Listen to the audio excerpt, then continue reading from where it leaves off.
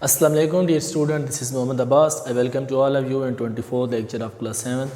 Dear students, हमने discuss किया है पिछले जो लेक्चर्स हैं उनमें वर्ड MS वर्ड के अंदर जो डिफरेंट ऑप्शंस होते हैं, किस तरह से हम एक डॉक्यूमेंट को प्रिपेयर कर सकते हैं, उसके अंदर कौन कौन से ऑप्शंस अप्लाई कर सकते हैं, उसको किस तरीके से अट्रैक्टिव बना सकते हैं, ये सारी चीज़ें हम डिस्कस करते आ रहे हैं एक सीक्वेंस में। और आज हम मज़ीद दो चीज़ें सीखेंगे अपने इस लेक्चर के अंदर कि आज हमने किस तरीके से मज़ीद जो है हम बेहतर बना सकते हैं अपने डॉक्यूमेंट को।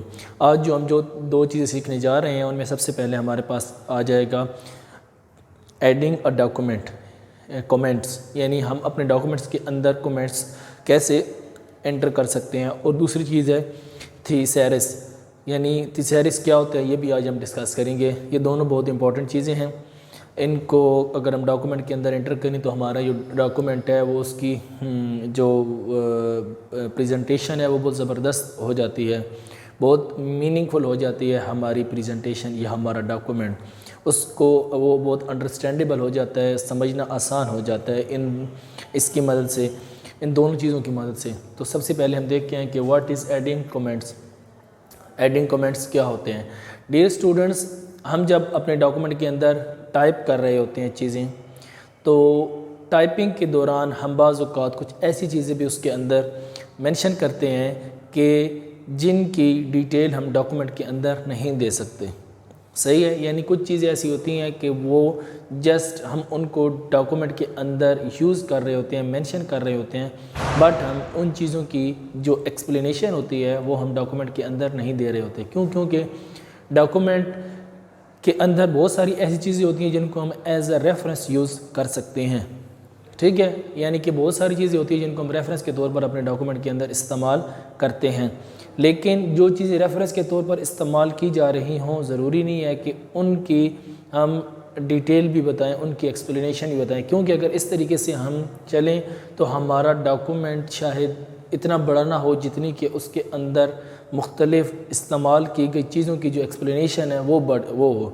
तो इसलिए हम क्या करते हैं कि उनको एज एन इसके अंदर इस्तेमाल करते हैं, और वो जो चीज़ें होती हैं जिनको हमने थोड़ा बहुत एक्सप्लेन करना पड़ जाए तो उनको हम कमेंट्स के ज़रिए वहाँ पर एक्सप्लेन करते हैं कि ये चीज़ें क्या हैं और किस मकसद के लिए यूज़ हो गई हैं। शॉर्ट सा कमेंट हम उसके लिए अपने डॉक्यूमेंट के अंदर इस्तेमाल कर देते हैं और उसमें मेंशन कर देते हैं कि अगर इसकी मज़ीद कोई डिटेल आपको चाहिए, आप इसको देखना चाहें, तो उसका फिर आगे से रेफरेंस उसके अंदर बता देते हैं कि ये इस चीज़ का रेफरेंस है, इस चीज़ को आप या इस रेफरेंस इस जगह पर जाकर इसकी डिटेल देख सकते हैं। तो एडिंग और कमेंट्स ये होता है कि जो चीज़ यानी डॉक्यूमेंट के अंदर जिसको एक्सप्लेन न किया जा सके, ठीक है, तो उसको हम साइड पर उसकी डिटेल मेंशन कर देते हैं, एक शॉर्ट सी उसकी एक्सप्लेनेशन बता देते हैं कि ये इस चीज़ का क्या मतलब है, क्या मीनिंग है हमारे इसके अंदर।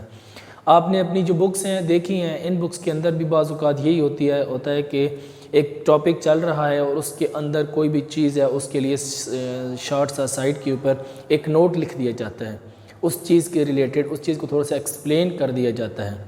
ठीक है, इस तरीके से जो है वो काम होता है। जिस तरह आप अपनी बुक्स के अंदर देखते हैं, डिफरेंट बुक्स के अंदर ये चीज़ बहुत ज़्यादा प्रैक्टिस की जाती है, इसी तरह ऐसी चीज़ को हम अपने डॉक्यूमेंट के अंदर भी इस्तेमाल कर सकते हैं और ये बहुत अच्छी चीज़ है। इससे हमारी जो डॉक्यूमेंट है मैंने पहले भी मेंशन किया है कि वो अंडरस्टैंडेबल हो जाता है, यानी उस डॉक्यूमेंट ऐड करने इसके अंदर कमेंट्स ऐड करने के साथ हमारा जो डॉक्यूमेंट है वो बहुत ज़्यादा इजी हो जाएगा समझने में, बहुत अच्छा तरीके से उसको अंडरस्टैंड किया जा सकता है।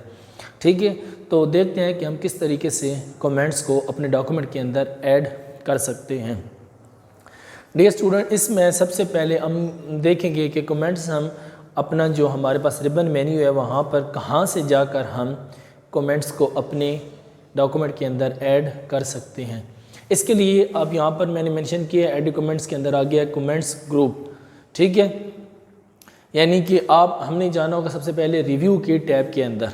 ठीक है, यानी हमारा जो डॉक्यूमेंट है उसमें हमने सब टाइप कर दी हैं चीज़ें।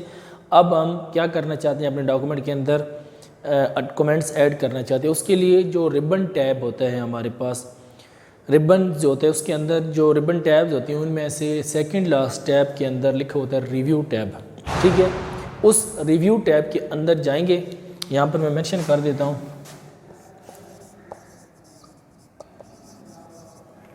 रिव्यू के अंदर जाएंगे और रिव्यू के अंदर जाएंगे तो आपको वहाँ पर मिल जाएगा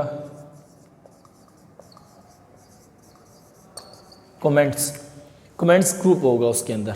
ठीक है, एक ग्रुप होगा कमेंट्स का, कमेंट्स से रिलेटेड चीज़ें जो सारी होंगी वो उसके अंदर मौजूद होंगी। रिव्यू के टैब के अंदर कमेंट्स ग्रुप होगा। उस ग्रुप के अंदर एक ऑप्शन होगा आपके पास न्यू कमेंट्स का। किस चीज़ का?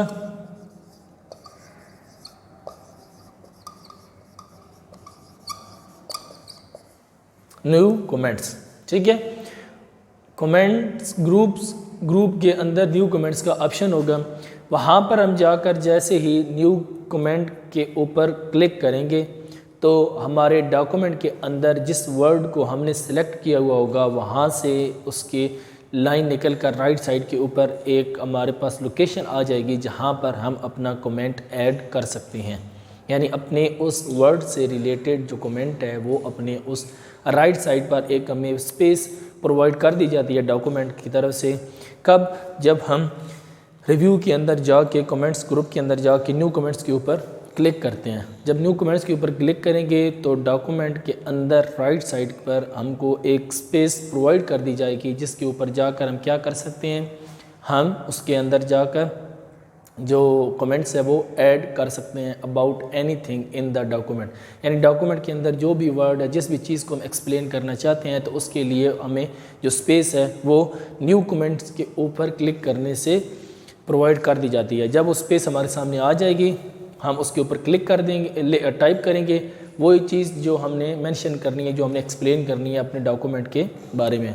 तो उस चीज़ को एक्सप्लेन करके हम क्या कर सकते हैं, वो कमेंट ऐड कर सकते हैं। जैसे ही वो कमेंट उसके अंदर हम टाइप करेंगे उसके बाद उसके नीचे ओके का बटन होगा, वो प्रेस करेंगे तो वो उसके अंदर कमेंट ऐड हो जाएंगे। वो हर वक्त अपीयर नहीं होंगे। अगर कोई उसको व्यू करना चाहता है या रीड आउट करना चाहता है तो उसके लिए जिस वर्ड के साथ हमने वो कमेंट्स ऐड किए हैं उस पर क्लिक करेंगे तो वो दोबारा वहाँ से अपीयर हो जाएंगे और यूज़र उसको इजीली अंडरस्टैंड कर सकता है। ठीक है, तो कमेंट्स के अंदर हम 2 से 3 लाइनें लिखते हैं तो बेहतर है। इससे ज़्यादा भी लिखना चाहें तो लिख सकते हैं, एक पैराग्राफ के फॉर्म में भी वो कमेंट्स हो सकते हैं, लेकिन बेहतर यह है कि 2-3 लाइनों से ज़्यादा वो कमेंट्स ना हों, क्योंकि वो अगर बहुत लेंथी होंगे तो वो उनको फिर इतनी अच्छी तरीके से कोई वो डॉक्यूमेंट हमारा बहुत प्रोलॉन्ग हो जाएगा तो उसको कोई इतना ज़्यादा वो अच्छा कंसिडर नहीं किया जाता। इसके लिए बेहतर ये होता है कि अगर उसकी बहुत ज़्यादा डिटेल है तो हम इंटरनेट के ऊपर उसका रेफरेंस जो है वो वहाँ पर मेंशन कर सकते हैं कि छोटी सी उसकी शॉर्ट जो नोट है या डिटेल है वो ये वाली है, और अगर इसके बारे में आप डिटेल में देखना चाहते हैं तो you can visit it on Google, यानी उसको आप गूगल से विज़िट करके उसकी डिटेल देख सकते हो। इस तरीके से हम कमेंट्स वगैरह जो है वो अपने डॉक्यूमेंट के अंदर ऐड कर देते हैं। तो ये उसका तरीक़ाकार है, बहुत शॉर्ट सा कि इसके ज़रिए हम अपने जो डॉक्यूमेंट के अंदर जो कमेंट्स हैं वो ऐड कर सकते हैं। इसके बाद आ जाते हैं हमारे पास दूसरी चीज़ थिसैरस। ठीक है, यूजिंग थिसैरस, यानी ये क्या चीज़ होती है?